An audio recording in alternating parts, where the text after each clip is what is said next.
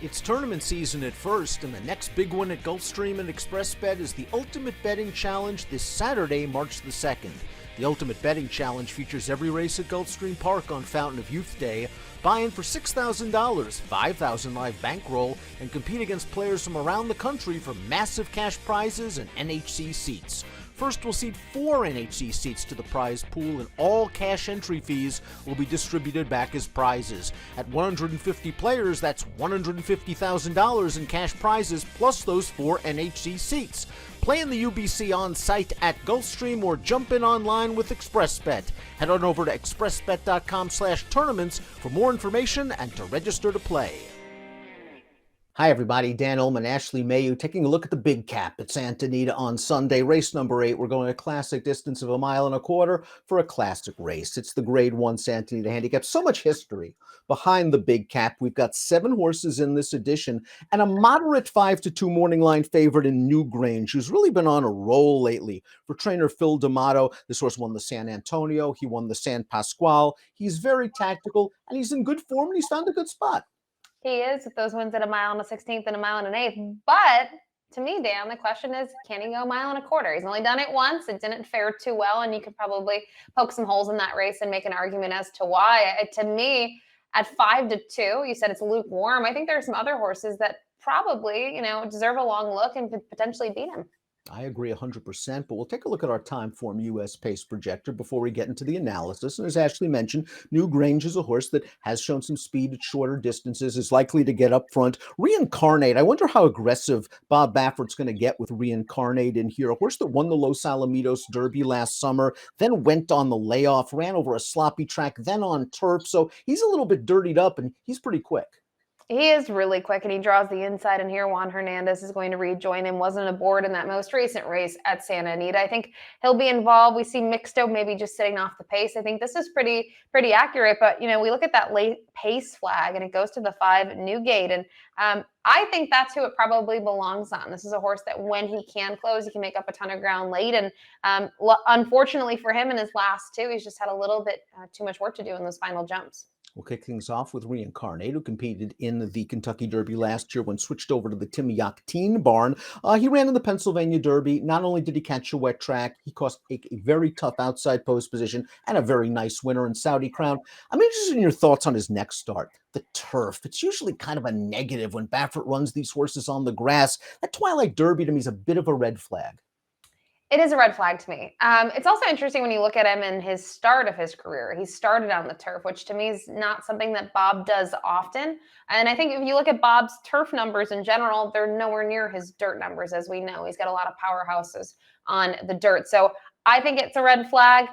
He also went on the shelf after that. That was his second start off the layoff. So maybe it was a thing of, late in his 3-year-old season, just growing pains. We see these with horses. They need to be put on the shelf for a bit and they come back, and sometimes they're better than they ever were. So he is a horse that in the past, he has shown those glimpses of talent. He's raced some really big races, and kind of leading up to the Derby, he raced really well considering the trips that he got down at Oaklawn Park. So I think there's talent there. Whether he's ready to roll first off the layoff, that's the question. But for Bob to put him in this spot, kind of gets your wheels turning a little bit.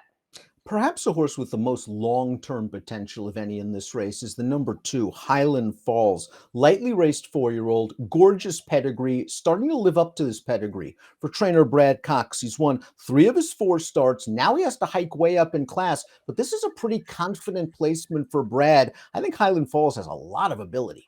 I think so too. And you talked about the pedigree. This is an awesome pedigree. Round Pound, do you think what she did on the racetrack herself? She was a really nice racehorse, curling on the top half. He's got all the makings to be a really good horse. He's just going to finally get tested for class and now for distance. He's never been in stakes competition to this point in his career, and he's going right into the Grade 1 at 1.25 miles. That to me says a lot about what his connections think. We talk about, Bob putting Reincarnate in this spot off the long layoff, but for Brad to kind of just skip a bunch of maybe other spots to ease into a Grade 1, I think that really speaks about his talent. Mixto is up next, and he's performed admirably in his last 2 races behind New Grange, hitting the board in both starts. In the San Pasquale last time out, he was close to the pace. He dropped back. He re-rallied a bit for 3rd. I like to see that 2-move pattern, especially with horses stretching out a little bit in distance. And this horse has improved when given the opportunity to stretch his legs around a router ground.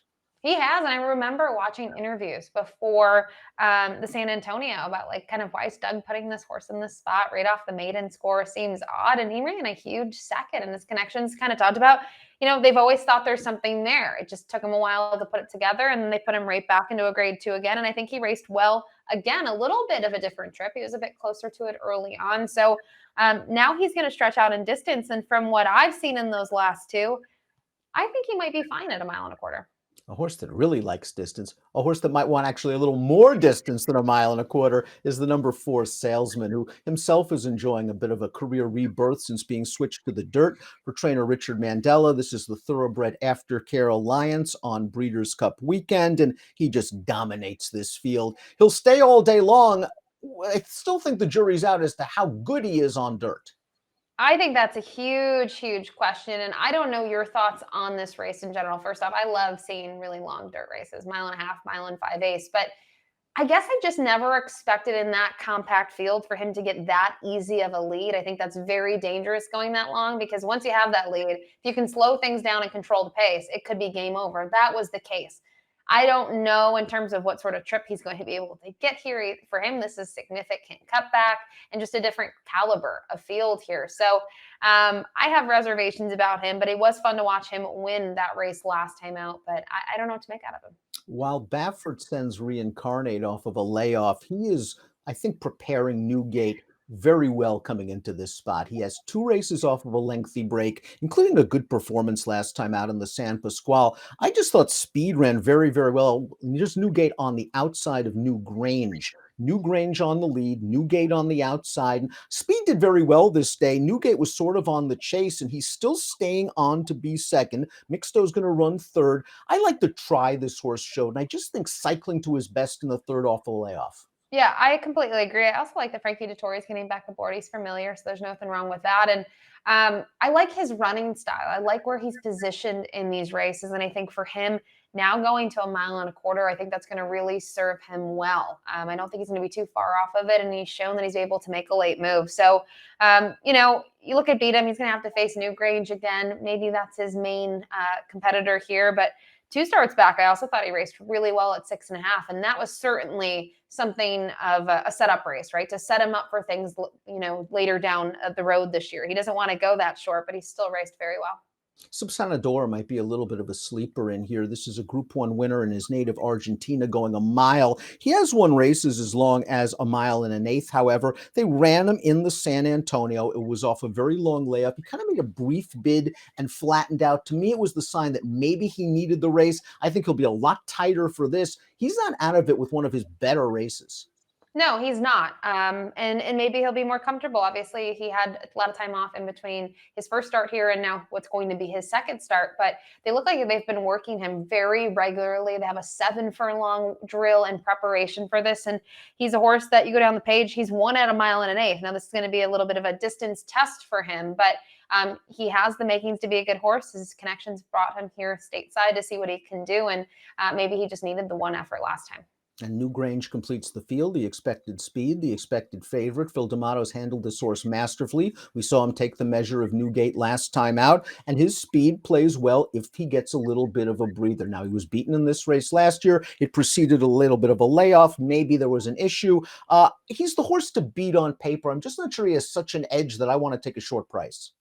Completely agree. I don't want to use him on top in here. And part of it is, yes, he's got speed. He draws the outside. It's a compact field. He's got a lot going right for him. But the mile and a quarter is going to be a big question for him, in my opinion. Can he get things to go his way for that long in a race? I'm not positive on that. I think he might get tired. I think he gets a little bit of pressure in here. And we'll see. Could be very wrong. He absolutely loves it at Santa Anita, but you alluded to it. He got beaten this race last year. I think his running style has changed since then. I do think he likes to be more forward, but if he's 5-2 on the morning line, if he's anywhere near that or shorter, I don't want anything to do with him. Let's take a look at our top selections for the big cap. We're both going to go with Newgate. I think we both like the third off the layoff angle, his tactical speed. I think he has enough pedigree to get the mile and a quarter. And I think he finished gamely enough last time out that it's a sign that it's within his scope. I agree, and I think he started at 6.5 off that layoff, and then he went to a mile and an eighth. That's a really big leap, and to still see him race very well, his numbers were pretty much the same. I don't have a reservation about him now, third start off the layoff, going a bit further. I think he should be just fine with the distance, and we talked about it. I got to try to beat the 7 here. I don't think this horse offers value, and for me, I would use him if I loved him on top, but I'm not sold on him. We'll see if Newgate can turn the tables on New Grange in the Big Cap on Sunday. Good luck.